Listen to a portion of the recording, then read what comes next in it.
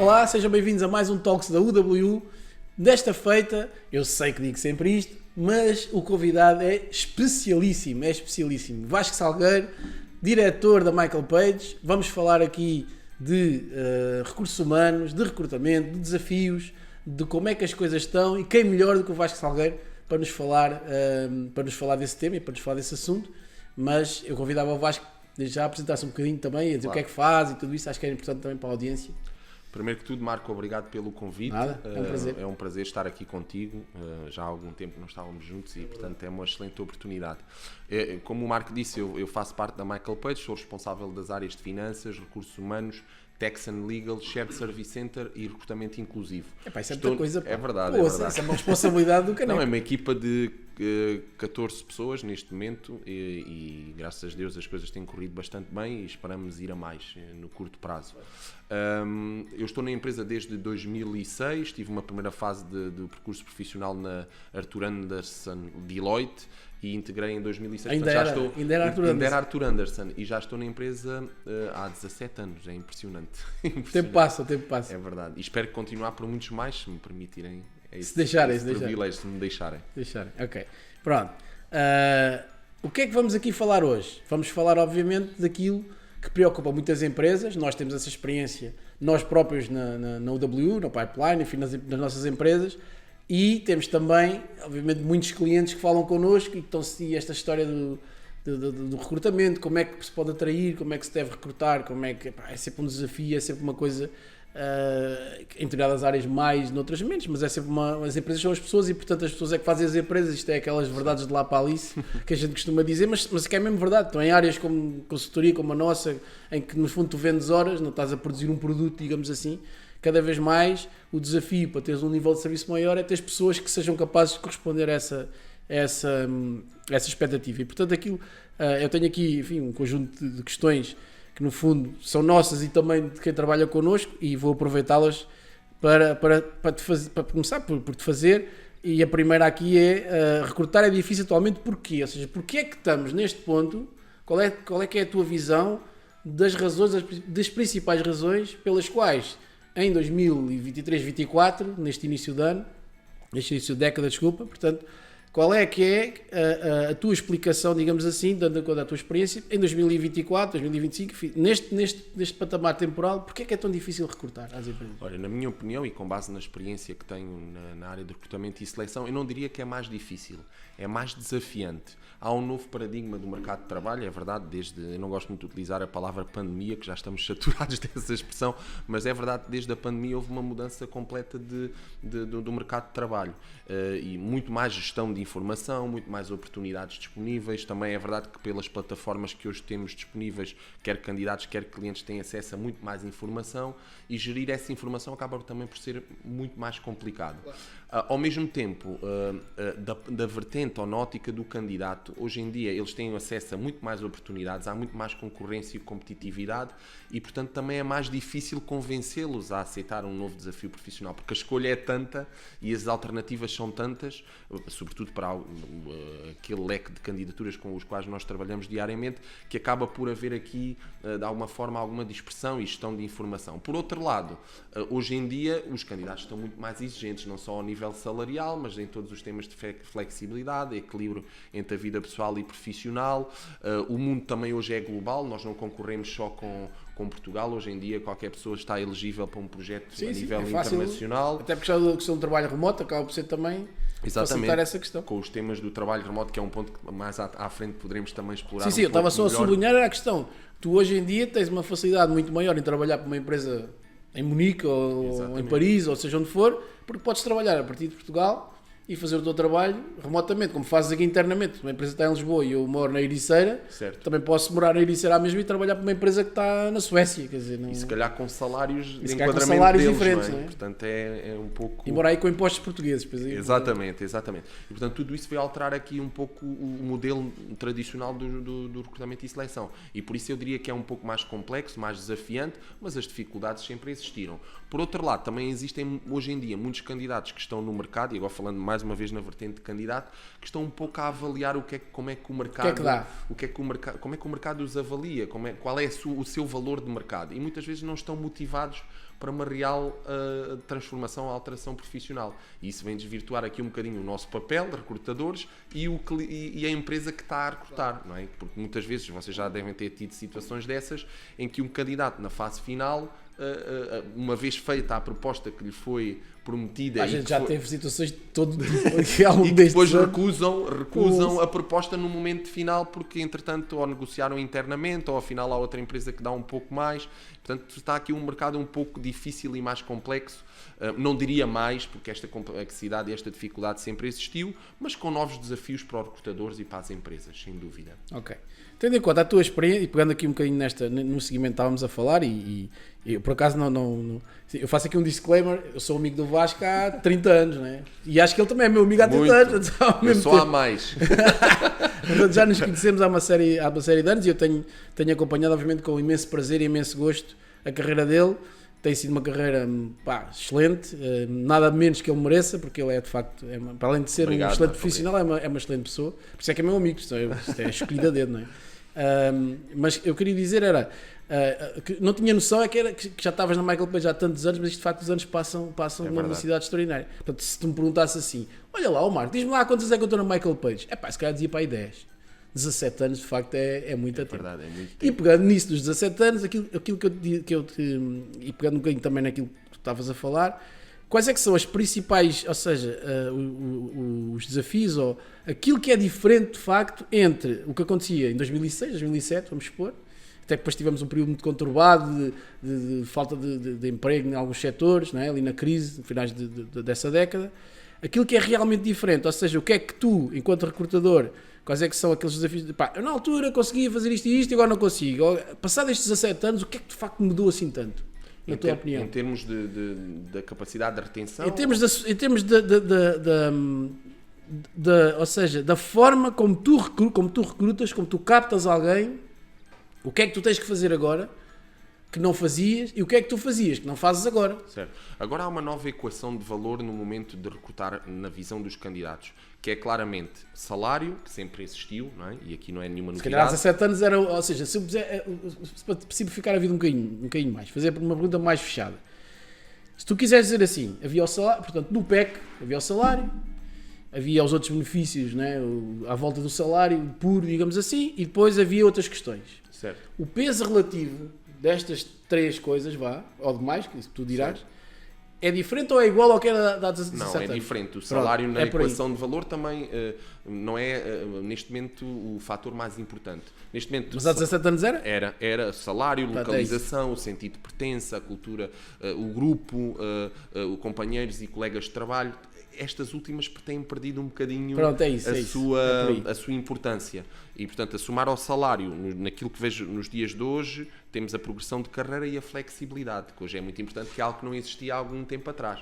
E a flexibilidade é um sentido muito amplo, porque a flexibilidade tem que ser customizada. Aquilo que é flexibilidade para mim, ou para a minha empresa, ou para um grupo de pessoas na empresa, pode não ser para outro. Claro. E, portanto, eu sinto é que a flexibilidade, quando falo em flexibilidade, é equilíbrio entre a vida pessoal e profissional, o modelo híbrido ou o modelo remoto, e, portanto, todos estes novos fatores vieram a alterar completamente o paradigma do mercado de trabalho. E, como é óbvio, antes da pandemia, vou falar mais uma vez na pandemia, não existiam estas preocupações, porque veio alterar por completo. Claro. Eu acho que esse foi o ponto. Foi a viragem. O ponto de viragem, em que veio a transformar completamente o modelo organizacional e a mentalidade das pessoas. Portanto, eu diria que o salário e a progressão de carreira sempre foram importantes, mas aqui a questão na equação de valor da flexibilidade é um dado novo que hoje em dia é levado muito em conta. E as pessoas hoje em dia veem o emprego de uma forma bastante diferente daquilo que viam anteriormente, não é? Querem conciliar o emprego, mas com uma vida equilibrada com amigos, com familiares, com viagens, etc.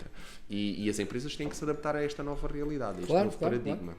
E aí a questão daquilo que tu vês nestes 17 anos, as empresas também mudaram? Ou seja, aquilo que abordámos até agora nestes 10 minutos de conversa foi mais na perspectiva do candidato. Aquilo certo. Que eu te digo agora é, ok, e as empresas? O que é que as empresas fizeram ao longo deste, que tu estás digamos assim, estás de cadeirinha, não é? Como se costuma dizer, a observar esta lógica, ou esta evolução.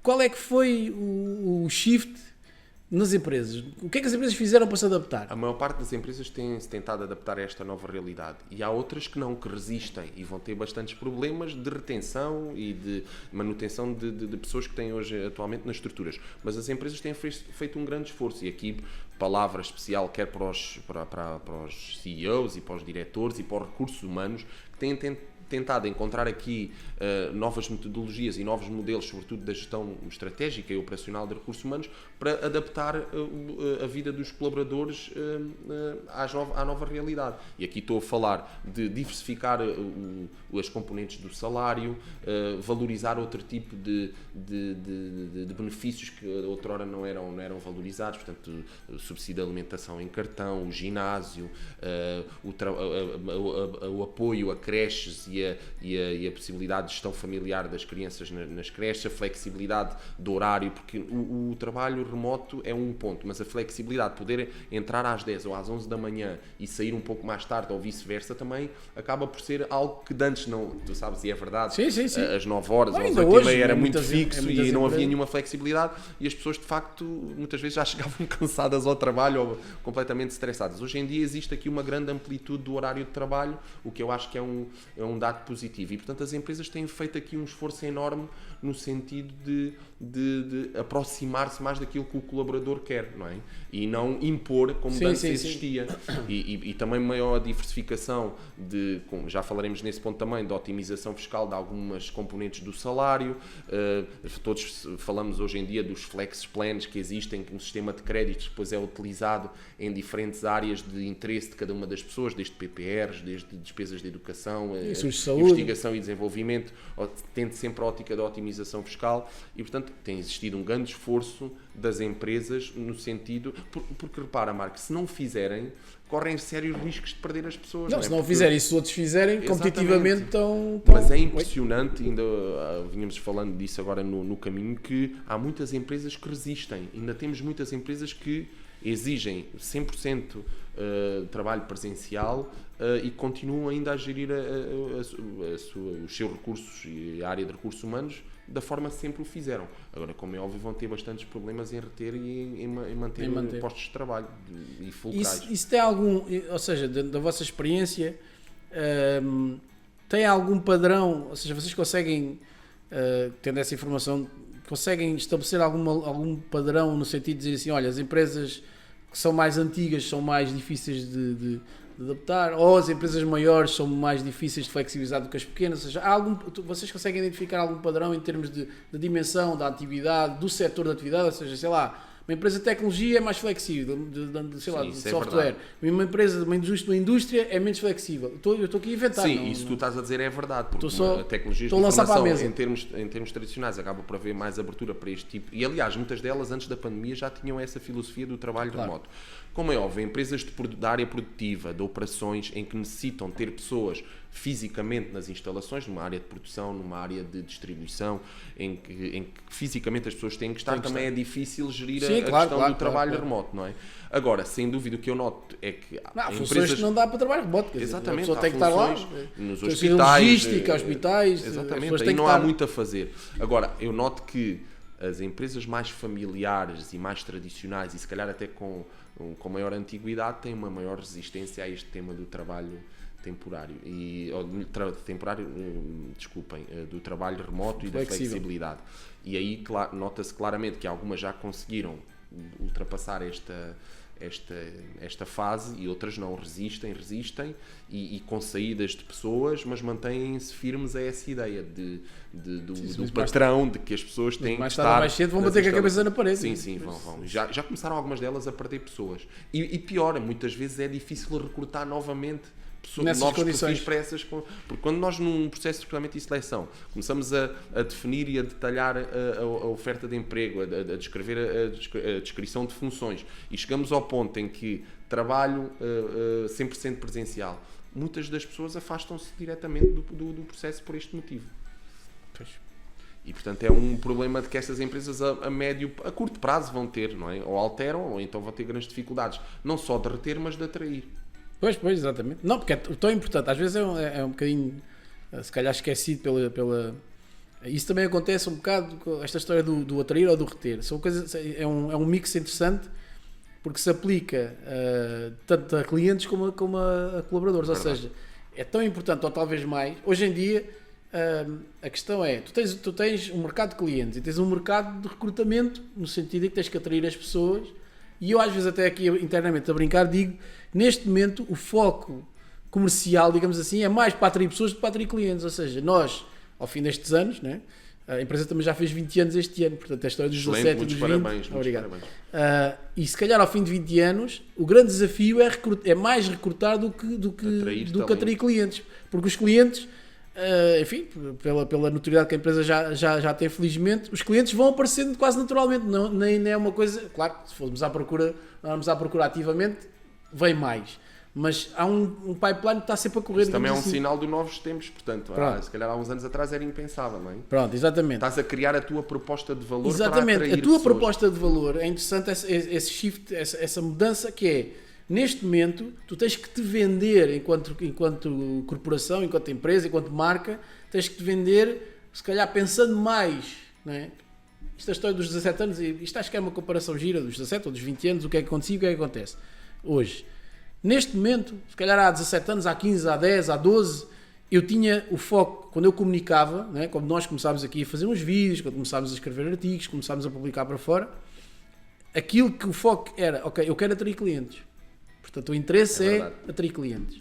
Eu quero ganhar notoriedade de marca, quero fazer este caminho, que sei que vai demorar tempo, que é o caminho das pedras, mas eu quero atrair clientes, pessoas que no fundo tenham interesse nos serviços. Naquilo que nós, neste caso na nossa área, mas podia ser outra área qualquer. Neste momento, o foco, se calhar era tipo 99-1. É verdade. Não é? Agora, neste momento, se calhar, não vou dizer que é ao contrário, mas é mais de metade pensado na toda a comunicação que se faz, por exemplo, redes sociais. A comunicação que a gente faz nas redes sociais é muito mais pensada.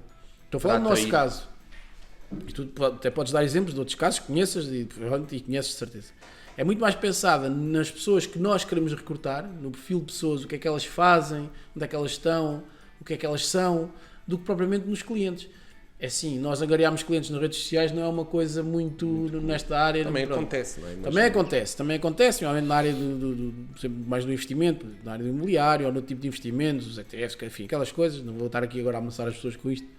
Mas nessas áreas, porque sou malta que está mais ligada às redes, quero saber como é que é, se eu fizer um investimento ali, se eu comprar ações nos Estados Unidos, como é que é, se eu que vivo fora de Portugal, se comprar o meu em Portugal, como é que é. Esse tipo, sim.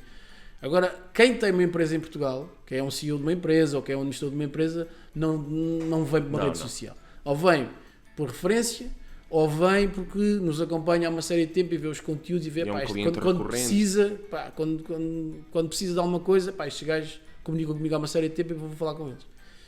Mas, portanto, isso não é a regra, é uma exceção. Pronto. No caso das pessoas, faixas etárias, características que te acompanham e que te seguem, naquilo que tu vais publicando, é muito mais para essas pessoas que tu queres recrutar. O teu cliente, neste momento, em termos de comunicação, é mais isso do que... Isso mudou muito. É o employer branding, não é? Exatamente. Eu aqui estou a dar o nosso exemplo, porque de facto não tem comparação. Naquilo que estavas a falar há 17 anos, ou há 20, ou há 15, ou até há 10, não tem comparação nenhuma com o que era o mix de público-alvo.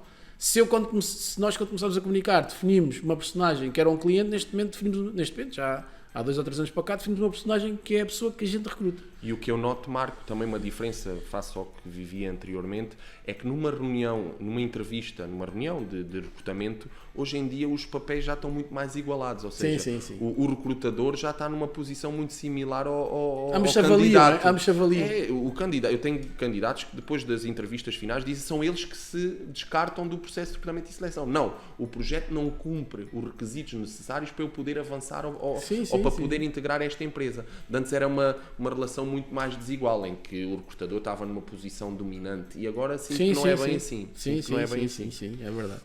Tem tendência a equilibrar. A equilibrar. Pronto. A questão seguinte é, nos dias de hoje, como é que uma empresa pode reter os melhores? Ou seja, que tipo de isto, no fundo já falámos um bocadinho, mas da tua opinião, exemplos práticos é como é que a empresa A, que está no mercado a recrutar, vai ter contigo, com a tua equipa, para fazer um processo de recrutamento, o que é que vocês aconselham à empresa para que essa empresa seja um projeto aliciante, até porque quando estavas a dizer que no fundo o candidato avalia, não é? Vai avaliar e vai fazer uma comparação entre vários projetos, o que é que a empresa deverá fazer para se tornar mais atrativa ou para reter, neste caso não, estamos na fase de recrutamento, portanto, para atrair os candidatos certos. Para além de haver um match ou um fit com a descrição de funções e com a job description da função que estamos a recrutar, depois é o que eu vou-me repetir, mas é muita proposta de valor, é o salário, não é?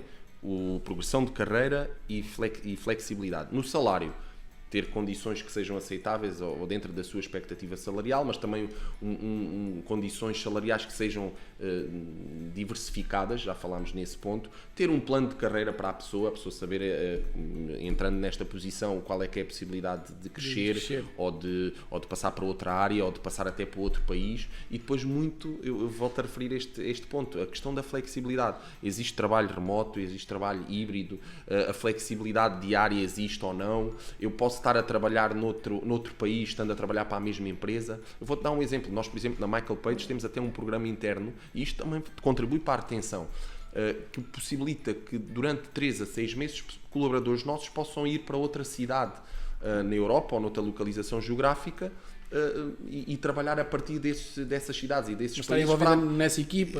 Mas a trabalhar para a Michael Page Portugal. Sim, Atenção, sim. É importante. É óbvio que não estamos aqui a dar apoios financeiros para que as pessoas tenham que ter lá a habitação ou local onde ficar, ou por familiar, claro. ou porque tem um namorado ou um marido que está num projeto internacional. Mas todo este tipo de facilitação, hoje em dia, também contribui para que as pessoas se sintam bem na empresa. Portanto, tudo isto mudou. Há algum tempo atrás isto não era possível. Portanto, a empresa tem que preparar muito bem antes de lançar o processo de recrutamento e seleção nestes 3 pontos, porque vão ser questionados a todo momento pelo candidato: salário, progressão de carreira e a questão da flexibilidade. Okay. E mais uma vez, a flexibilidade tem que ser customizada. Cada pessoa tem o seu conceito de flexibilidade.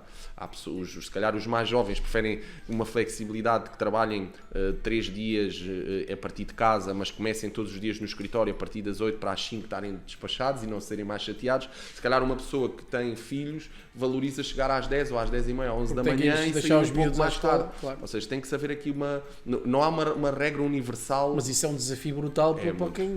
Uma empresa, se tiver uma equipa com 50 ou 100 pessoas, aquilo é uma flexibilidade, é quase uma anarquia. É verdade, mas acontece. Nós próprios na Michael Page hoje em dia temos pessoas com horários completamente diferentes que trabalham no mesmo escritório, não é? E portanto tem que haver da parte dos recursos humanos e da direção-geral da empresa essa facilitação para que os colaboradores se sintam... Eu acho que hoje as pessoas têm que se sentirem felizes na empresa e com aquilo que fazem, também vão produzir muito mais. E o que é verdade, e isso é uma novidade desde então, desde a experiência que eu tenho tido comparando com há alguns anos atrás, é que esta flexibilidade também se tem traduzido muitas das vezes em aumento de produtividade, e isto é importante transmitir. Não é? Sim. Porque as pessoas estão mais felizes, estão mais... Se calhar uma pessoa que trabalha a partir de casa e que não tem que passar 2 horas no trânsito por dia, se calhar trabalha mais. Flexibilidade com responsabilidade, não tenho dúvidas que funciona e traduz-se em produtividade. Ok, muito bem, acho que é uma excelente deixa. Agora tenho aqui outra questão também, e aqui especificamente num público-alvo que é sempre muito relevante, que é o que atrai os jovens no mercado de trabalho hoje em dia. Portanto, isto falando um bocadinho, tu já mencionaste aí, mas especificamente os jovens, e a questão até era um bocado nesta lógica de o que é que os atrai, será menos horário, mais salário, outros benefícios, ou seja, especificamente o público jovem, o que é que para ti te parece que são as cartas, digamos assim, fundamentais que fazem e quando digo jovem, isto é aqui dos 22, 25, aquela faixa etária. Geração, não é? Aquela nova geração, pá, que a gente já lá passou, não é? Já, claro. Mas com 20 e poucos... Era muito diferente. Com 20 e poucos anos, que estão a começar agora, ou que têm uma primeira experiência de 1 ano ou 2 e depois é ali a faixa, pá, antes de terem casa, antes dessas coisas, antes de construir família, portanto ali 20 e tais. O que é que, para eles especificamente, tendo em conta aí a distância... E faço esta pergunta aos jovens porque há aqui um gap maior em termos geracionais em relação a quem dirige as empresas. Certo. Não é? E portanto é mais difícil eventualmente compreender a cabeça, ou seja, quem tem... Mas tens que compreender. Mas tens que compreender, quem tem 50 anos, 40 e tal anos, se calhar para compreender alguém que tem 20 agora, tem mais dificuldade. Ou não sei. É essa a questão que... Sim, aqui o meu testemunho é muito do que vejo. nos processos, com clientes e nos candidatos, mas também do que vivo diariamente na Michael Page. Eu acho que eles, hoje em dia, um ponto fundamental é equilíbrio entre a vida pessoal e profissional. Eles se separam muito bem. Dão uma importância diferente ao trabalho daquela que nós dávamos anteriormente. O salário acaba por ser sempre um fator importante, mas este equilíbrio, esta flexibilidade, mais uma vez a palavra, de poderem conciliar um dia de trabalho, mas também com a sua vida pessoal e familiar e com os amigos. Eu acho que esses são os principais fatores. Depois são muito exigentes no que diz respeito à diversificação da questão salarial. Para nós é muito importante o salário, mas normalmente são pessoas que também ainda não têm, se calhar, custos fixos muito elevados. Claro. E gostam do ginásio, de ter possibilidade de investir, ter uma parte da remuneração que possam indexar a desenvolvimento, formação ou capitalizar. Exatamente, valorização pessoal, a possibilidade da mobilidade para outros países. Hoje em dia todos eles ficam muito fascinados com a possibilidade também de mobilidade internacional. Nós sabemos, aliás, é um problema que Portugal enfrenta, é que temos muitos jovens a pensar em ir para fora, e com o mercado global que vivemos atualmente, qualquer pessoa está elegível para um projeto noutra localização geográfica. Se uma empresa em Portugal também potenciar isto, acho que também é um bom caminho. Fazer uma questão nesse âmbito, por acaso, a minha experiência, já te digo qual é, mas que tem a ver com a questão internacional. Há muitos candidatos a saber falar outros idiomas facilmente ou há uma dificuldade grande nisso? Hoje em dia... Falam bem inglês? Sim. O inglês, o castelhano, já começa a haver pessoas a investir no alemão, no Dutch, que é algo mais específico, e até no mandarim. Nós já tivemos processos de pessoas que conseguem ir por essas vertentes. Ou seja, existe aqui também uma aposta por áreas que são diferenciadoras, não é? Mas em termos de idiomas acho que não existe esse problema. E aliás, é um dos pontos de atratividade do nosso país, não é? Por acaso nós temos muitos service centers em Lisboa, no Porto, e na Guarda, em Tomar. Aqui ao lado de Espanha, por exemplo, os idiomas é algum problema. Embora eles estejam também já bastante melhores. Mas é um dos pontos de atratividade do mercado nacional, é a facilidade de idiomas. E tu falas com qualquer estrangeiro que também vem a Lisboa, ao Porto ou a Portugal e facilmente eles apontam isto como um dos pontos fundamentais da atratividade do nosso país, porque nós facilmente conseguimos adaptar-nos a outros idiomas. Isso é um ponto a favor. Portanto, eu diria que os jovens é um desafio. Eu vou dar um exemplo. Nós tivemos um cliente que tinha problemas porque esta faixa etária mais júnior não tolerava muito bem e-mails a partir das 6 da tarde. Portanto, nós já estamos a este nível. Porque supostamente... Aliás, o próprio Outlook, desculpa só interromper, o próprio Outlook, pelo menos a versão que eu uso, e com certeza a versão que as pessoas usam é igual à minha, e faz ou seja, tu mandas um mail, estás a mandar um mail no outro dia. E aparece-te um aviso a dizer que se queres mandar só no outro dia a partir das 9, ou seja, não é se queres mandar, tu podes mandar um mail, mas ele só é enviado, certo. O mail fica ali quase em suspenso e depois só é enviado para a caixa da outra pessoa. Se tu quiseres, dizes ok, ou seja, ele já dá essa sugestão. Isto é um sinal de mudança dos tempos. E já há empresas que têm uma instrução automática que e-mails a partir das 6 para determinada população só saem no dia a seguir. Portanto, é este tipo eu ainda tenho a opção, ainda posso escolher. Mas ele já me aparece. Este tipo de situações que começamos a ter que ter atenção num futuro próximo. E, portanto, isto muda completamente. Eu vou dar o meu exemplo. Eu quando entrei na Arthur Andersen e Deloitte, nós trabalhávamos horas seguidas a fio, todos os dias, até fim de semana, noitadas. Porque havia prazos para cumprir. Eu muitas vezes penso como é que esse tipo de empresas hoje em dia conseguem gerir este tipo de situações, porque é um desafio enorme e permanente e constante, porque estas novas gerações vêm com um mindset completamente diferente do nosso. Quem está certo, vamos ver. Exatamente. O futuro nos dirá. Eu acho que nestas coisas aqui não há certo nem há errado. Há contexto. E o contexto permite isto, como permitia, como não permitia outras coisas, e que também nos permitiu a nós algo que os nossos pais não permitiam. Portanto, as coisas também caminham numa certa direção e às vezes regridem, outras vezes evoluem, enfim, é o que é. Mas, aliás, se virmos o nosso próprio percurso profissional, destes 17, 20 anos, já estamos no mercado, já aconteceu muita coisa. Claro. Já aconteceu uma crise brutal a nível financeiro que causou desemprego em algumas áreas especialmente, mas tivemos uma taxa de desemprego em Portugal como não tínhamos, sei lá, se calhar nunca tivemos, que depois a coisa compôs-se, o mercado ajustou Entretanto, isto só para falar de 2 acontecimentos, tivemos a pandemia que também mudou completamente e tivemos 2 anos que mudaram completamente o mundo. Né? E mudou vai tudo para casa, vai tudo para... Enfim, portanto... Agora, também tenho que admitir e assumo que todo este afastamento da empresa, do dia-a-dia, do trabalho remoto, da flexibilidade, também tem impacto ao nível da identidade cultural. Perde-se, isto não há mundo perfeito, perdem-se outras coisas com este novo modelo. E perguntámos, e ia perguntar mais à frente, que era a questão do individualismo, ou seja, tu há bocado tocaste aí num ponto, que era as pessoas dão, tudo aquilo que tu falaste, por exemplo aqui no caso dos jovens, na questão que estava aqui, tudo aquilo que tu falaste são valores e são variáveis, no fundo são mais individuais. Ou seja, eu valorizo o meu salário, eu valorizo a minha flexibilidade, eu valorizo as minhas coisas e a minha vida. E portanto, no fundo, a empresa é que se tem que adaptar a mim.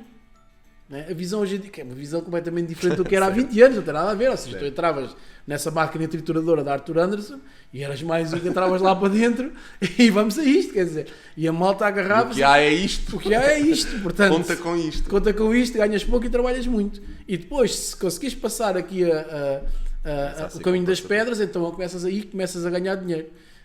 Mas de facto havia ali uns anos que não havia vida. Isso eu acho que felizmente mudou e ainda bem que mudou. Mas isto é que basta. Fomos para trás, havia trabalho infantil. Isso é uma coisa que hoje em dia, graças a Deus, já praticamente não existe. Antes disso havia escravatura, enfim, as coisas têm vindo a evoluir e ainda bem. Já se fala agora na questão já se fala e já há empresas a praticar a questão da semana dos 4 dias. Exato, é uma coisa, ser a próxima. É uma coisa tendência. É uma coisa, eu próprio tentei e já consegui durante alguns meses fazer os 4 dias. Mas isso sou eu. Mas também começa a ter direito a isso, quer dizer, claro. Daqui a pouco tenho 50 anos, né? Já estamos a ficar velhotes, portanto, sexta-feira, coisa. Mas agora ultimamente não tenho conseguido. Mas para dizer o quê? Mas isso é uma coisa que vai acontecer, é inevitável. Já há empresas a fazer isso. Sim, já há empresas piloto. E a questão da produtividade que tu há bocado dizias. E aí, pronto, essa questão é que é muito importante. Isso que tu disseste é muito importante. Tudo o que tu disseste é muito importante, mas isso é mesmo muito importante. Flexibilidade com responsabilidade. Exatamente, flexibilidade com responsabilidade. Eu tenho aqueles 4 dias e já sei que no último dia da semana, neste caso sexta-feira, por exemplo, ou se for a segunda, e pronto, enfim, não interessa. Mas o que se falava era sexta-feira, porque quem gostou do fim de semana, certo. Pronto, então trabalhar de segunda à quinta e sexta-feira não trabalhar. Isso está tudo bem, eu concordo com isso e até tento praticar isso. O problema é, nos 4 dias em que estou. Claro. Não estou ali a trabalhar, ou seja, não estou lá sentado e a pensar noutra coisa qualquer. Estou a dar o máximo.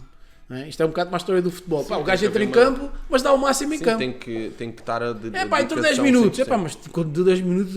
É uma questão de produtividade. O gajo saiu lá a pingar. Efetividade. Exatamente. O gajo deu tudo. A questão aqui é que isso, de certa forma... Pois há aqui vários movimentos e várias variáveis. Isso, de certa forma, colide com essa cultura muito individualista, claro. que não é uma coisa exclusiva. Marco, por isso é que as empresas o que eu estou a sentir é que também já estão a calibrar a flexibilidade. Porquê? Porque, de alguma forma, esta flexibilidade total e sem limites também estava a ter algum impacto nos resultados das empresas. Mas tem que ter, não acredito que volte à fórmula original, mas vai haver calibrações, não tenho dúvida nenhuma. Vai haver equilíbrio e uma calibração, porque há muitas empresas que eventualmente têm que ajustar ali o modelo porque não pode ser tudo a favor do empregado. Não pode ser como era, né? Que as fizeram exploradas ao fim e ao cabo, que agora também não pode ser. Mas uma empresa tem fins lucrativos ou tem os acionistas e também tem que provar a sua... E tem que dar dinheiro. Esta história, às vezes, assim, a empresa tem que dar dinheiro, claro, se não der dinheiro, não paga bem. Se não paga bem, não tem ninguém, então fecha a porta. A partir do momento em que essa equação e esse resultado esteja de alguma forma condicionado, acredita que vai haver ajustamentos de tudo o resto, não é? Mas tem que haver. Quer dizer, e aí, por mais preocupação que exista com os jovens connosco, vai calibrar. É tudo espetacular, mas se no final do dia não houver rentabilidade, não é? Agora a rentabilidade não é tudo para uns, a rentabilidade vai toda para os acionistas. Certo. E nada para quem de facto dá o corpo ao manifesto, como se costuma dizer. Isso é que tem que ser calibrado e equilibrado, e eu acho que se tem feito algum esforço e algum equilíbrio. Isto falo, obviamente, na nossa sociedade, na Europa Ocidental, nos Estados Unidos, em Portugal, e não falo há outros locais do mundo um bocadinho mais complexos, mas daqui na nossa realidade esse caminho tem sido feito. Mas também não podemos, isso é que tu dizes, e bem, a questão da calibração é que neste momento, às vezes a tendência que existe, provavelmente vocês observam isso até muito melhor que nós, ou muito mais, até porque têm trabalham especificamente essa área, que é os candidatos também quererem um bocado de tudo para o lado deles. Sim, sim, e isso também não é fácil. Existe essa pressão, mas aí os gestores da empresa têm que saber calibrar esse aspecto. Agora, eu também tenho observado que esta margem e esta facilidade também tem sido correspondida do outro lado. Há muitas pessoas, é verdade, haverá sempre aquelas pessoas que aproveitam o sistema para não trabalhar, para fazer o menos possível, mas essas pessoas será uma situação de curto prazo, porque facilmente se identifica. E hoje em dia, com as questões tecnológicas, facilmente se consegue saber quem é que trabalha e quem é que não trabalha.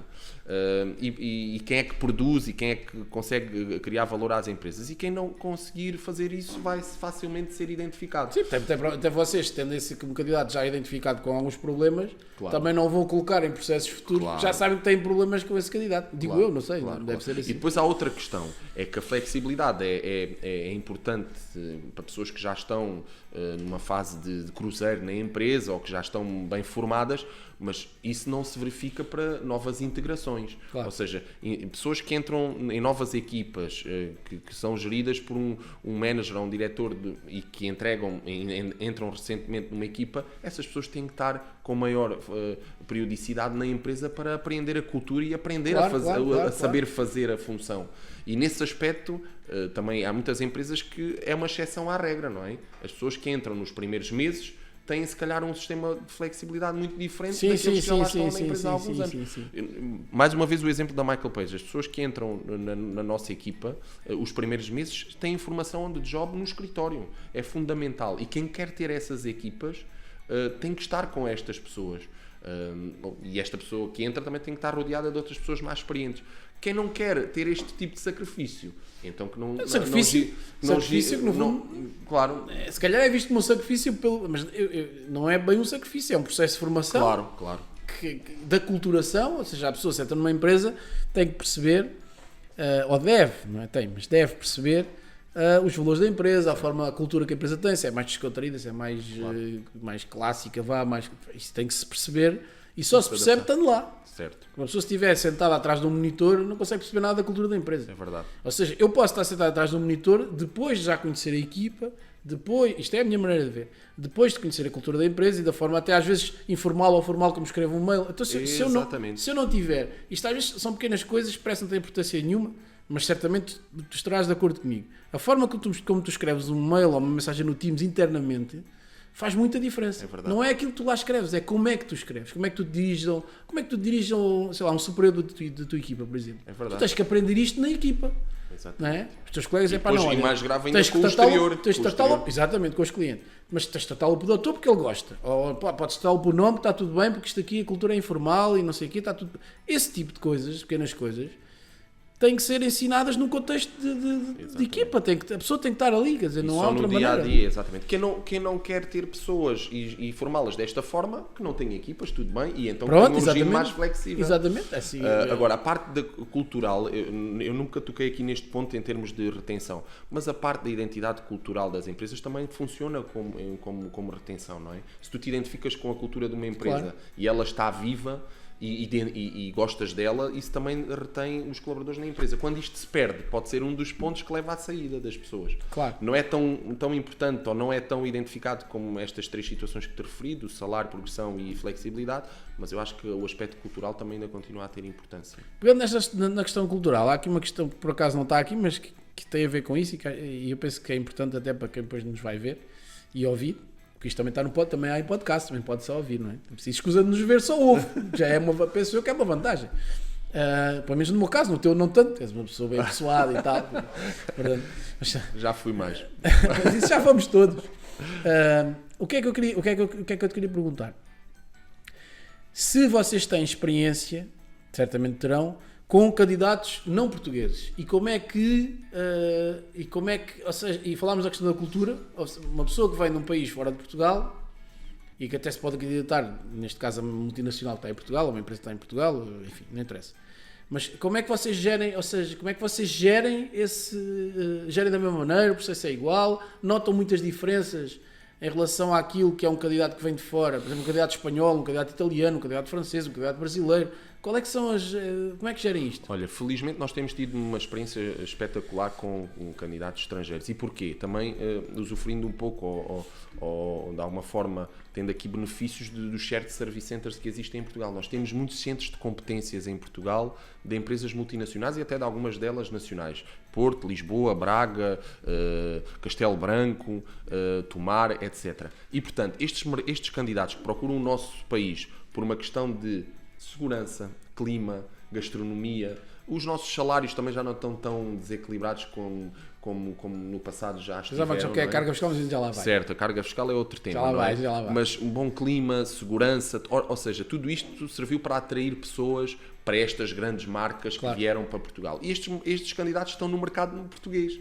Portanto, não invalida que eles sejam contactados por empresas portuguesas para depois, de alguma forma, poderem integrar as suas estruturas. Se a somar a isso temos bons idiomas destas pessoas e das pessoas que os acolhem, portanto, esta circulação para nós é perfeitamente normal. Não te vou mentir que temos sentido muitas candidaturas com estes conflitos internacionais que têm existido. Temos recebido muitas pessoas que vêm da Rússia, da Ucrânia, muitos candidatos do Brasil, e nós tratamos-los exatamente da mesma forma, integramos-los no nosso processo. É óbvio que pessoas da Ucrânia e da Rússia, de alguma forma, podem ter, por vezes, mais dificuldades na questão do idioma, mas normalmente também falam bem inglês e é fácil a sua integração nos projetos. Portanto, eu diria que Portugal, neste momento, está no mapa do mercado internacional e é muito valorizado, e nós, portugueses, também devemos estar contentes por este facto, porque... E as empresas estão abertas a isso? Estão, as empresas estão, e como digo, há empresas que já estão até muito profissionalizadas.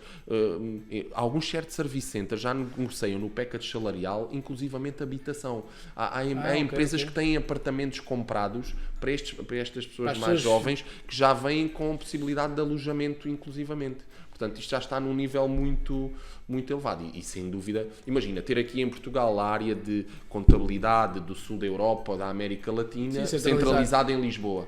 Isto traz pessoas de todo o mundo para o nosso... Ou até fora de Lisboa, né? Porque o custo de metro até fora de Lisboa, em Évora, até a nossa cidade de Évora já tem alguns destes casos. Estão a criar um centro de competências da KPMG, por exemplo, em Évora, foi recentemente publicado. Não, o interior tem excelentes oportunidades para isso, porque acaba de ser... Claro. Estavas a falar de Castelo Branco, por exemplo.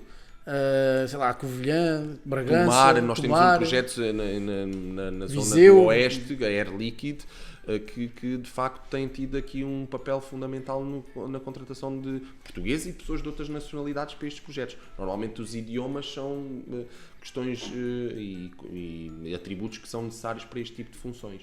Mas neste momento no mercado nacional nós temos pessoas que falam disponíveis para novos projetos que são fluentes em qualquer um dos idiomas, não é? E alguns deles não tão tradicionais. Portanto, é fácil, Marco, nos dias de hoje. Se tu para a tua empresa quiseres contratar uma pessoa que seja fluente em alemão, em mandarim, em holandês, em castelhano, é fácil. Tens que depois ter uma proposta de valor para isso. O que nos está a acontecer, está-nos a acontecer há uns tempos para cá, nós temos recebido ofertas de serviços de empresas, eu até ando para marcar aí uma cola ou outra para perceber melhor o que é aquilo, mas isso também não é aqui o tema, mas que tem a ver aqui um bocado com o mercado de arrendamento. Mas oferecem-te o serviço. Oferecem um serviço de contratação no país. Okay. Ou seja, ao contrário. Oferecem-me a mim, também oferecem a outras empresas, certamente. Que é, ou seja, a pessoa, no fundo, não vem fisicamente para Portugal, o que eles fazem é recrutam no país de lá, pronto, garantem que a pessoa pelo menos inglês fala e que trabalha de lá para cá. Ok? Portanto, para fazer um trabalho qualquer, o que seja o que for, e que faz de lá para cá. Ainda não explorei essa hipótese, não sei mas se as Big Four, algumas delas, vou-te dar um exemplo, sem aqui referir nomes, que já têm equipas em Portugal a fazer serviços de contabilidade e fiscalidade para, imagina, Bélgica, Suécia, ou seja, têm equipas de portugueses e se calhar alguns deles até podem também de lá para cá, mas que estão a desenvolver processos de contabilidade e de accounting e tax e reporting para países, para a Bélgica, para a Suécia, e portanto o mercado agora tornou-se muito volátil a este nível, e global, isso é e portanto vamos ter certamente, e sobretudo nas equipas da IT, pessoas a Sim, trabalhar da em IT, zonas pois, geográficas exatamente. diferentes. Na Michael Page nós temos a nossa área de tecnologias de informação em Barcelona, para teres uma ideia. E alguns deles são portugueses, outros nem tanto. Outros não são. E, portanto, eles resolvem os nossos problemas ou ajudam-nos através de Barcelona. Sim, porque isso também é um tipo de apoio de serviço, entre aspas, neste caso interno, mas é um tipo de coisa que se faz remotamente. Aliás, tanto cá em Portugal ou não, faz sempre remotamente. Portanto, é uma coisa que a pessoa entra no computador e e nós resolve. gostaríamos de ter esse centro de competências cá em Lisboa. Já desenvolvemos aí alguns contatos para que isso acontecesse. Para já não foi possível, mas seriam bem-vindos. Ok. Agora vamos falar um bocadinho aqui deixa eu só ver o tempo que a gente está. Ok. Estamos bem. Falámos da parte dos mais jovens. Eu agora gostaria de comentar contigo a questão dos candidatos mais séniores, ou seja, tu achas que, tendo em conta a tua experiência, a questão Nossa aqui, faixa etária. a nossa faixa etária, exatamente, aqueles candidatos mais sabedores, mais conhecedores da realidade e tal. Os candidatos mais séniores podem ser ou não uma mais-valia para a empresa, ponto 1, e ponto 2, que tipo, isto até em contraponto com os jovens que já falámos, isto para ser inclusivo e falar de toda a gente em termos de etários, ou seja, falámos da questão dos mais jovens, e agora falando um bocadinho mais sénios, da nossa faixa etária, como tu dizes, qual é que é a tua perspectiva? Ou seja, se as pessoas são diferentes em quê? O que é que as empresas, o que é que as atrai nas empresas? O que é que as empresas têm que fazer para atrair os melhores nessa faixa etária? O que é que tu achas sobre isso? Sim, nós como empresa de recrutamento e seleção não fazemos qualquer distinção, Claro, nem claro qualquer Sim, mas também a empresa te pede, sei lá, pede uma pessoa com uma experiência para direção financeira, estou a imaginar, ou até para CEO, faz um processo de headhunting para alguém para gerir um processo, para a administração e tudo. Nesse caso tem que ser alguém que tenha. Claro, para 10, mim é 15 muito anos, claro. Idade é igual a experiência e experiência é igual a criação de valor, não é? Portanto, logo aí há posições que por si só têm que ser pessoas com uma determinada faixa etária. Com arcabouço. Exatamente, com arcabouço para isso. Por outro lado, estas pessoas, embora comparando com pessoas mais júniores ou que estão na flor da idade, também trazem outra garantia. É estabilidade. Continuidade, porque hoje em dia quem está numa fase inicial da carreira profissional, e hoje em dia os mais jovens gostam de estar 2 anos num sítio, depois 2 anos faz parte até do processo de aprendizagem. Claro, sim. Há muitos clientes e muitos processos em que requerem que nós contratemos alguém que traga estabilidade e qualidade, não é? Em termos de funções. E portanto é muito fácil eleger ou escolher este tipo de candidaturas de pessoas mais experientes para este tipo de projetos.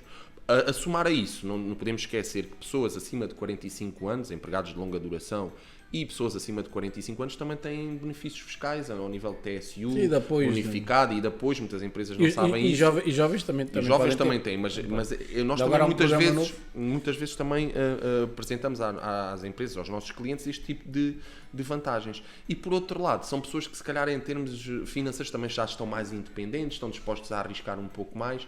E este tipo de candidaturas são excelentes para uma área específica que nós temos, que é o gestor de projeto, o interim management, ou seja, existe um projeto de 6 meses, de 1 ano, 2 anos, que não tem possibilidade até de continuidade. Este tipo de candidaturas é espetacular, porque até temos alguns candidatos que já estão vocacionados para 6 meses num sítio, 1 ano no outro, depois param, têm um período de férias. Normalmente são projetos bem remunerados, muito bem remunerados. As pessoas têm ali intervalos de 1 mês, 2 meses, para recuperar energias, integram outro projeto. E alguns já estão na nossa bolsa precisamente para trabalhar nesta lógica de projeto, que é completamente diferente daquela filosofia. Mas isso sénior, estamos a falar de pessoas séniores. Mas é curioso porque aí estamos a falar de um sénior... Como consultores externos, entende? Exatamente, aí estamos a falar de uma lógica de um sénior que não é tanto pela estabilidade do projeto, mais de até a reforma, uma coisa que dure 7, 8 anos, mas é aquele sénior que já tem uma certa estabilidade financeira que lhe permite fazer, sei lá, trabalhar 1 ano ou 2 e depois estar 6 meses, fazer de um ano sabático ou uma coisa do género, em que sai do mercado e volta ao mercado. É disso que estamos a falar. Certo. Okay. Agora, é óbvio que há outras funções que o recrutador e a empresa já limita por uma questão de equilíbrio até da faixa etária da equipa para a qual esta pessoa vai integrar. Mas nós lutamos sempre contra isso. Tentamos contratar sempre, aliás, porque nem sequer é legal, não é? Não se pode haver discriminação por Pois não, questões de idade, de religião, orientação sexual. Nós tentamos, de alguma forma, encontrar o melhor candidato e o que dá mais garantias de qualidade e de estabilidade para uma determinada função. E aí... Não, aqui a questão não era discriminar.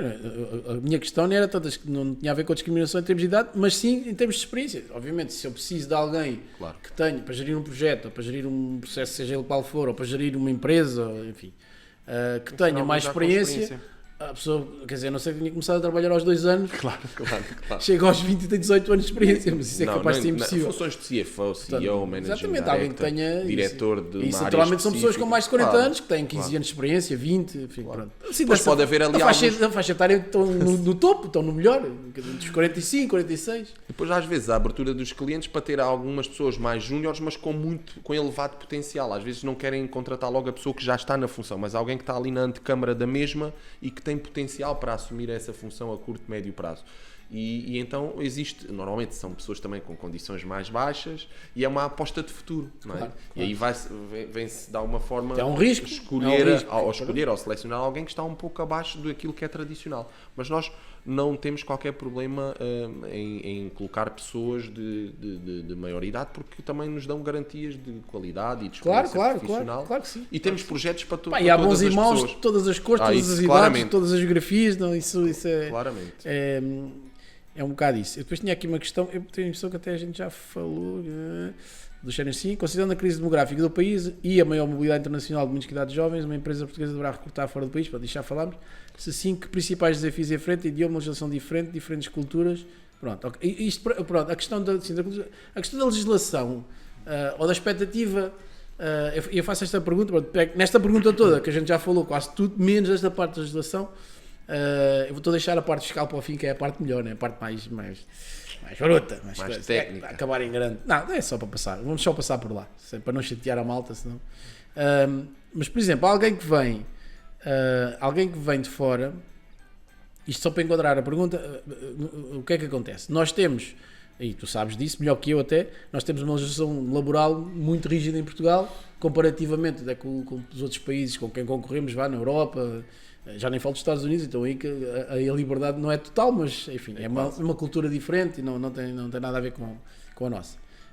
Mas a nível mesmo europeu, nós temos uma legislação laboral que é muito pouco flexível. Portanto, tudo aquilo que tu disseste sobre a questão da flexibilidade, ou seja, tudo isso faz parte do mundo atual e daquilo que é a realidade que as empresas enfrentam, que os candidatos e o enquadramento onde os candidatos trabalham, mas isso depois, de certa forma, bate de frente com a questão da legislação portuguesa, que é muito quadrada, ou seja, é isto, mas essa legislação muitas vezes nem está adaptada à realidade, nem das empresas, nem das pessoas, certo. Porque foi desenhada há 30 mil anos atrás e nunca se alterou de fundo. Isso é ou seja, tu, do teu ponto de vista, vês isso como um problema até de competitividade do país em relação à atratividade de candidatos de outros países? Vês isso um problema, pode ser ou não um problema para as empresas portuguesas que queiram recrutar? O que é que tu achas sobre essa parte da legislação? Sinceramente não tenho sentido essa questão laboral. É óbvio que os candidatos perguntam sempre se é um contrato a termo, se é um contrato sem termo com período experimental, essas questões sim, mas depois ir mais a fundo nas especificidades da legislação laboral, sinceramente eu não tenho sentido. Se calhar até de forma um pouco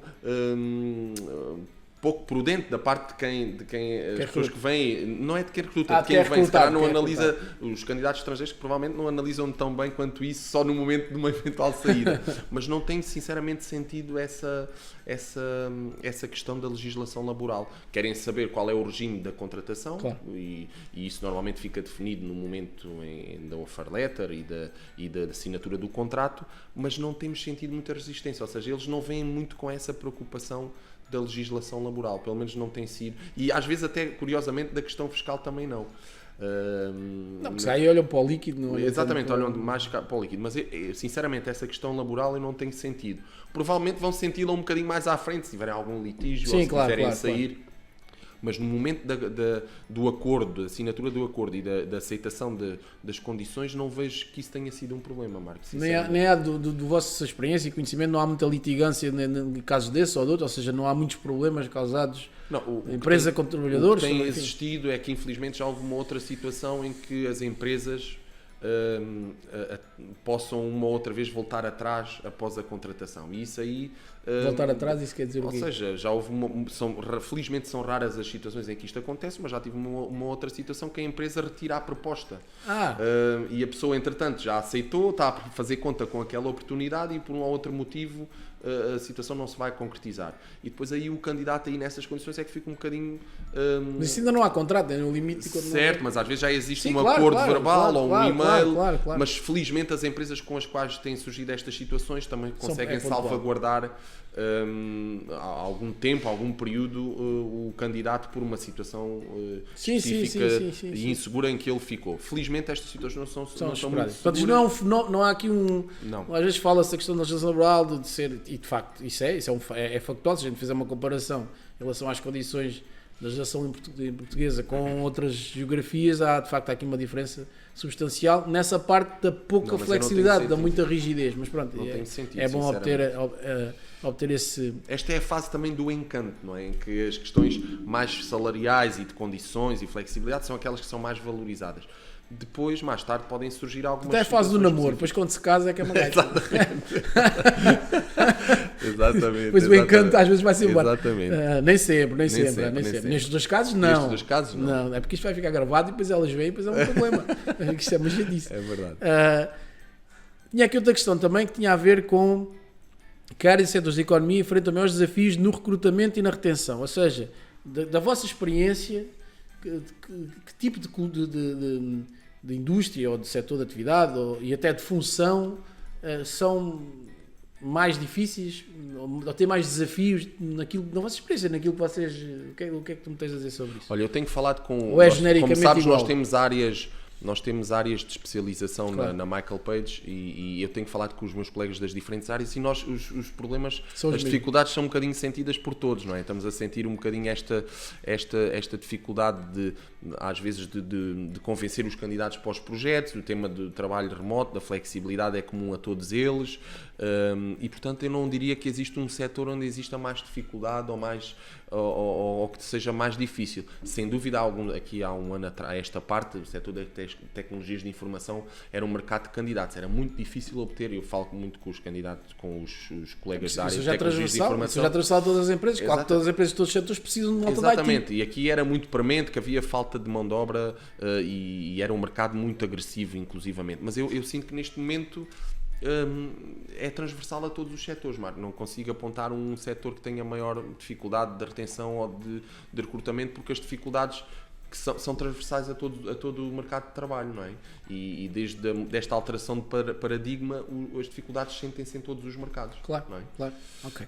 E depois também é um pouco a lei da oferta e da procura, há áreas em que existe muita oferta que existe e mais procura, e isso influencia a forma também como nós gerimos o recrutamento e seleção. Posso dar o exemplo específico da área de recrutamento inclusivo, que a Michael Page desde 2019 desenvolve, e aí nós sentimos até dificuldades, é muito mais em encontrar muitas vezes candidatos que estejam disponíveis para as ofertas que nós temos, ou seja, é um desequilíbrio entre a oferta e a procura. Eu já ia puxar por ti nesse tema, que acho que é um tema que a gente tem que falar, mas o que é isso para quem está a ver, para quem vai ver, ou para quem vai ouvir, o que é isso do recrutamento inclusivo? Isso quer dizer o quê? Na prática isso é o quê? Quer dizer que a Michael Page neste momento está num estágio, e desde 2019, curiosamente antecipámos a saída da legislação das novas cotas de recrutamento de pessoas com deficiência, e nós estamos aqui como elemento facilitador, sem fazer qualquer discriminação ou qualquer metodologia diferente de recrutamento, estamos como elemento intermediário entre empresas que querem contratar pessoas com deficiência e de alguma forma os candidatos que estão disponíveis no mercado e que são normalmente pessoas que não estão tão expostas ou não estão tão preparadas para integrar o mercado de trabalho. E nós temos, de alguma forma, estado aqui neste elo de ligação para facilitar a integração destas pessoas no mercado de trabalho. Felizmente, temos encontrado muitas empresas que já estão muito à frente no que diz respeito à área de recrutamento inclusivo e começaram muito antes da saída da lei das cotas, o que também é um bom sinal. Claro. Agora, é verdade que a lei das cotas, seja lá por este motivo ou porque foram as empresas obrigadas, veio trazer aqui uma dinâmica positiva para este mercado. E temos tido ótimas experiências com pessoas que colocamos em diferentes áreas. O nosso objetivo não é só fazer funções mais administrativas e mais operacionais, é passar para funções de middle management, de team leader, de direção, de administração. E, portanto, o nosso CEO, o anterior CEO, estava numa cadeira de rodas depois de um acidente de neve que o deixou, infelizmente, nesta situação. Mas era uma pessoa perfeitamente válida e capaz para gerir uma empresa como a Michael Page. Exatamente, era o que tu falavas à entrada desta reunião. E, portanto, eu também contratámos o Pedro Câncio Reis, que tem sido aqui uma ótima ajuda para a equipa de recrutamento inclusivo, e ele próprio tem uma limitação física e ele é um exemplo de superação. O grande Pedro está aqui connosco, portanto, depois no final vamos tirar uma fotografia com ele. Ele tem sido um exemplo de superação, até porque é atleta de alta competição e ele tem-nos é um verdadeiro campeão. Tem-nos ajudado bastante de alguma forma a contribuir positivamente para que este mercado seja também uma área de aposta da Michael Page e de outras instituições, porque nós temos relação com muitas outras instituições. Aqui tem que ser um trabalho conjunto, claro, entre governo, empresas e associações. E nós estamos a conseguir, é um caminho lento, muitas vezes acaba por haver ali alguns momentos de frustração, mas temos conseguido bons resultados e já colocamos bastantes pessoas em cliente final em projetos de recrutamento e seleção. Só para concluir, nós temos duas formas de trabalhar este tipo de recrutamentos, ou através de processos exclusivos de recrutamento inclusivo, que estão definidos à partida, ou processos normais em que nós incluímos nas nossas listas pessoas com deficiência que estão elegíveis para o projeto. No fundo, esses são talvez os mais normais, processos normais, a pessoa tem as mesmas condições que têm os outros, do ponto de vista... E não fazemos qualquer discriminação. Claro. Os processos são tratados de igual forma pela Michael Page e pelos nossos consultores. Portanto, fica aqui talvez uma novidade que nós temos na Michael Page. Muito importante este remarque deixado aqui. Agora, é gratificante. Nós ficamos muito felizes, costumamos dizer que mudamos vidas na Michael Page. E ficamos muito felizes cada vez que contratamos uma pessoa. Até temos um sininho na empresa, cada vez que uma pessoa é colocada e tocamos no sino. Mas colocar estas pessoas no mercado de trabalho... é uma coisa muito americana, não é? Eu já vi. Não, mas por acaso por acaso é britânica, porque a Michael Page é de Londres, foi fundada em Londres e desde o início que tinha culturalmente esta tradição de se tocar no sino. E quando nós colocamos estas pessoas e temos feedbacks da parte deles que mudamos completamente a vida delas, claro, para melhor e acabam por sentir-se úteis e realizados, é ainda mais gratificante. Portanto, é uma área muito, muito interessante. Ok. Eu acho que é uma excelente forma da gente terminar. Não íamos aqui, estava para introduzir aqui um tema, mas que já não vou introduzir. Mas se quiseres, Marco, é rápido. Não, era a questão, aqui também é assim, já falámos um bocadinho quando falámos da parte legal e daqui da parte fiscal, do que é que isso de certa forma impactava, tu também já respondeste e já disseste que no fundo o candidato ali olha mais para a parte líquida, portanto não tem tanto... Certo, mas estão atentos à otimização fiscal e hoje em dia, só para terminar, não levar mais tempo... Não, então falamos, pronto, para mim está tudo bem. Os candidatos hoje em dia já tentam ter alguns benefícios que consigam... tem essa preocupação fiscal, exatamente. Imagina, a atribuição de uma viatura hoje em dia é valorizada porque se não for incluída no contrato de trabalho não é remuneração em espécie, portanto logo não é tributada, mas uma atribuição de viatura com combustível, com via verde, não é tanto o que se ganha, é o que se poupa, não é? É o que se deixa de gastar, vai dar ao mesmo, exatamente. Depois existem estes flex plans de empresas de consultoria que nós por acaso na Michael Page também e muitas empresas já adotaram, em que dá para tu de alguma forma através de um sistema de créditos, selecionares vários benefícios que são isentos de segurança social ou isentos acabam de em flex, né? Há aí umas coisas que acabam em flex. Exatamente. E portanto, os candidatos hoje em dia já olham para isso. Já estão e as empresas, né? E as empresas também. E portanto já têm muito em conta o subsídio de alimentação em cartão, esse tipo de benefício. Pode esticar um bocadinho mais, isto só para enquadrar, a questão aqui é, mais uma vez, né? Falámos da questão da legislação laboral, aqui também na parte fiscal, nós somos um dos países em que, comparando, e nós já fizemos até alguns conteúdos sobre isso, comparando em termos de carga fiscal, neste caso, quer dizer, nós somos campeões da carga fiscal quase em tudo, não é? Não só no trabalho, como nas empresas, como em tudo e mais alguma coisa, e portanto temos vindo a bater recordes consecutivos, todos os anos temos uma carga fiscal maior que tínhamos no ano anterior, e portanto até aqui há uns tempos, num podcast, já nem me lembro com quem, eu dizia que nós ainda vamos olhar para o tempo em que a carga fiscal era 30 e tal por cento abaixo de 40 e vamos dizer, pá, ainda sou do tempo em que a carga fiscal era 30 e tal por cento do PIB, que era uma maravilha. Porque agora já são 70 ou coisa assim, portanto não sei nem que isto vai parar. Todos os anos sobe, não sei. Mas isto, na realidade, o que acontece é que o IRS é uma fonte muito grande de rendimento. Neste caso, apresenta um peso muito grande no Orçamento de Estado enquanto receita, enfim, para não estar a amassar as pessoas, o IRS é, de facto, uma fatia muito grande desse bolo. Ou seja, o IRS tributa o quê? Sobretudo o trabalho. Certo. Não só, mas também. E, portanto, essa parte, quando se negocia um PEC salarial, se eu negociar, imagina que eu digo assim, uma pessoa, pronto, então ok, o vencimento bruto são 5.000 euros por mês. Aquilo não tem nada, ou seja, aquilo que a pessoa vai receber não tem nada a ver com aquilo que de facto certo. É o custo para a empresa, porque depois aqui no meio existe quer a dedução do IRS, quer a Segurança Social. Portanto, a empresa desses 5.000 vai ter um custo de 7 ou 8.000. Sim, o total cost do candidato não tem noção disso. Não tem noção, é pronto. Mas eu não digo que, assim... Só tem a ver o líquido da conta exatamente, dele aí quer saber. O que recebe. Se calhar aí, eventualmente, mais jovens têm menos essa sensibilidade, quem é mais velho tem um bocadinho mais. Agora, embora o interesse, obviamente, eu estou do meu lado e quero negociar o máximo para mim que eu receba. Portanto, a partir daí está tudo bem. Mas a verdade factual é esta, se tiver um salário de 5.000 euros, eu, enquanto colaborador, recebo 3.000 e a empresa... menos. Aliás, se for só em salário, é basicamente isso. Portanto, é 2.000 e tal, para receber metade. E a empresa, no fundo, tem um custo do dobro. Porque depois, às vezes, 14, não sei o quê. Tem um custo médio que vai para o dobro. A diferença, ou seja, a decalagem que existe entre o custo, não é? O custo total da pessoa e aquilo que a pessoa recebe é uma enormidade. É verdade. É uma enormidade. Mas aí eu digo-te, Marco, que os candidatos, a maior parte deles, tirando os da área financeira e de recursos humanos, não têm essa sensibilidade. Não têm essa sensibilidade. Contam com aquilo e querem otimizar fiscalmente o seu salário. Obviamente. E é óbvio que... Mas é um desafio grande. A questão é um desafio muito grande, quer para a empresa, quer para a pessoa no sentido de, ok, eu quero receber mais líquido, mas para receber mais líquido, com a carga fiscal que existe neste momento, é muito complicado. Aquelas soluções que tu dizes, a questão do flex, a questão da viatura, ou a questão do subsídio de alimentação ir até ao limite, ou o cheque creche, ou não. Mas, no fundo, temos que andar aqui a arranjar aqui todo um conjunto de fringe benefits, mas sempre dentro da lei. Porque a maior parte das empresas já não correm riscos, como existia antes das ajudas de custo e de fazer pagamento por quilómetros, à bruta e tal. Isso aí nota-se cada vez mais prudente. Ainda existe, mas nós sentimos cada vez menos as empresas mais prudentes e a não querer correr esse risco. E sabes porque é que sentimos? Porque às vezes há candidatos que no momento da transição contam com esse valor da empresa anterior. Conta, não é? Viam lá. E nós temos de explicar, a maior parte das empresas não estão já a ter esse tipo de regras ou de propostas financeiras e, portanto, às vezes é uma dificuldade, porque eles tinham em líquido que dificilmente vão ter, até depois o total cost para a empresa. Exatamente. Não, e às vezes acontece outra coisa também juntamente com isso, para terminar este tema, para voltar a amassar a malta, que é, às vezes as pessoas, tipo, exatamente isto que estás a dizer, e já nos aconteceu, que era, faz uma proposta e a pessoa, mas eu recebi líquido tal.